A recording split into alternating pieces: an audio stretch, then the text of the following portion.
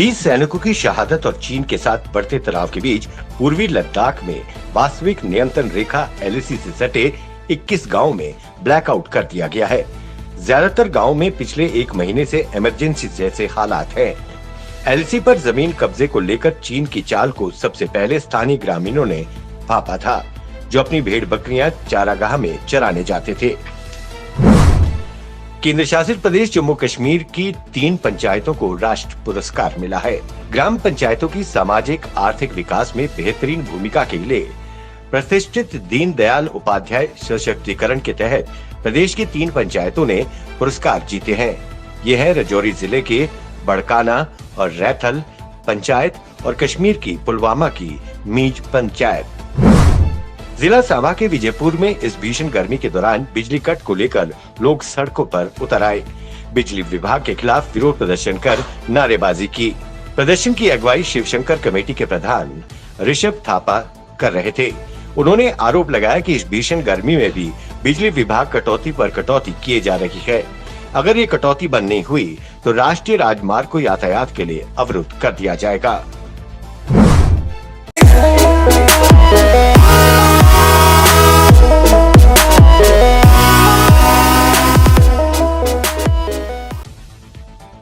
कोविड-19 lockdown के मद्देनजर BJP के युवा मोर्चा के नेता व प्रसिद्ध अभिनेता निर्देशक तरुण शर्मा द्वारा गरीब जरूरतमंद झुग्गियों में रहने वाले वार्ड नंबर 29 के बच्चों और लोगों में मास्क वितरित किए गए। वहीं प्रशासन द्वारा जारी दिशा निर्देशों का उन्होंने लोगों से पालन करने का अनुरोध किया। लद्दाख के गलवा घाटी में शहीद हुए भारतीय सैनिकों को जम्मू कश्मीर प्रदेश कांग्रेस पार्टी के नेताओं और कार्यकर्ताओं ने पुष्प अर्पित कर भावभीनी श्रद्धांजलि दी।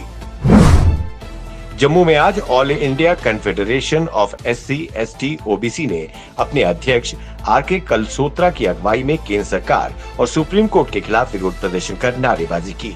उन्होंने आरोप लगाया कि केंद्र सरकार और देश की सर्वोच्च न्यायालय SC, ST, OBC विरोधी फैसले ले रही है। उन्होंने कहा कि भारत के संविधान में हमें ये मौलिक अधिकार दिया है। सफाई कर्मचारी यूनियन ने आज प्रेसिडेंट देवानंद गिल की अगुवाई में वार्ड नंबर 16 के पार्षद राजेंद्र शर्मा के खिलाफ जमकर विरोध प्रदर्शन कर नारेबाजी की। उन्होंने आरोप लगाया कि पार्षद सफाई कर्मचारियों, अधिकारियों और जम्मू म्युनिसिपल कॉर्पोरेशन पर गुमराह करने का आरोप लगा रहे हैं और गाली गलौज कर रहे हैं। उन्होंने मांग की कि पार्षद को सबके सामने माफी मांगनी चाहिए, अन्यथा सभी जम्मू के 75 वार्डों में सफाई कर्मचारी काम करना बंद कर देंगे। भारत चीन के बीच हुई हिंसक झड़प को लेकर भारत ने कड़ा विरोध दर्ज किया है।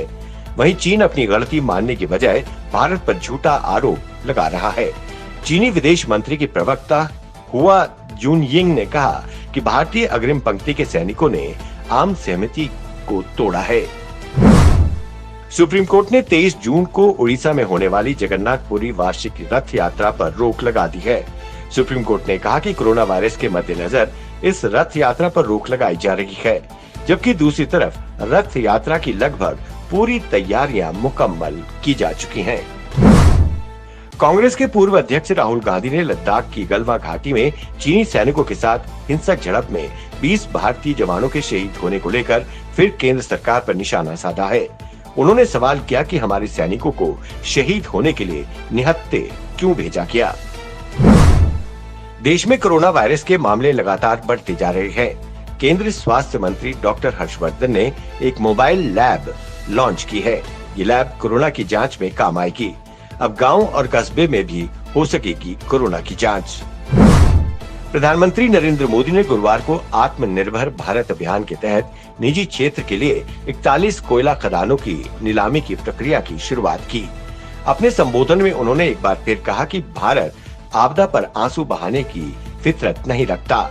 हम इस संकट को अवसर में बदलेंगे। अवसर में सिग्नल एंड कम्युनिकेशन ग्रुप के साथ प्रोजेक्ट को समाप्त करने का फैसला किया है।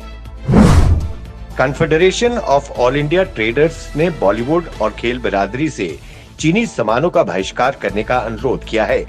उन्होंने कहा कि हम चीनी सामानों को एंडोर्स करने वाली हस्तियों से आग्रह करते हैं वो ऐसा करना तुरंत बंद कर दें। Confederation of All India Traders CAT ने दिसंबर 2021 तक चीन से होने वाले आयात को लगभग 1 लाख करोड़ रुपए तक कम करने का संकल्प लिया है। वर्तमान में चीन निर्मित वस्तुओं का भारत में वार्षिक आयात 5.25 लाख करोड़ है। दूसरी ओर कैट ने चीनी वस्तुओं की एक सूची जारी कर देश के व्यापारियों से आह्वान किया है कि वो इन उत्पादों की बिक्री न करें।